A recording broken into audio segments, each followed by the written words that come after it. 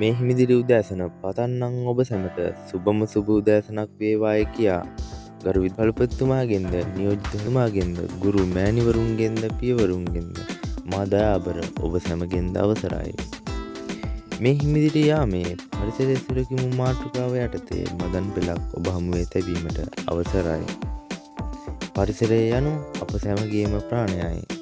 සියලු ජීවීන්ගේ ජීවය රඳා පවතින්නේ මේ පරිසරය තුළයි. මේ පරිසරය නිර්මාණය වී ඇත්තේ මේ ස්වර්ගයා වන අපගේ මේ හපතටයි.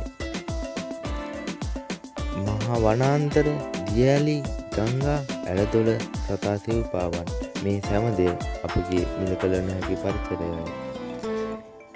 අපගේ ආදරණීය අම්මලා තාත්තලා ඔවුන්ගේ කුඩා කාලයේ පරිසරය සමග බොහෝ හපන් කම්පා සුන්දර ලෙස කාලය ගත කළ බව අපි අසා තිබේ. ගම් යුරේ, දිය ඇල්ලේ, කුඹුරේ තම මිතුරා සමග දුවමින්, එසේ සුළං විදිමින්, කැලෑ තීරයේ කැලෑ ගෙඩි කඩමින් ඒ ගෙවූ සුන්දර කාලය කෙතරම් ආස්වාද ජනකද අපට හැඟේ.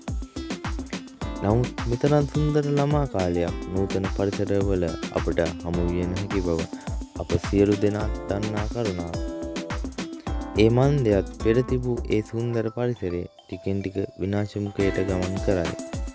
එයට වක්කිය යුත්තෝ කවුරුන්ද? පරිසරය විනාශ කරමින් ගහකොළු බිමට හෙළමින් අහිංසක සතපාවන් මරණයට පත් කරන මේ සිදු කරන්නේ අපමයයි.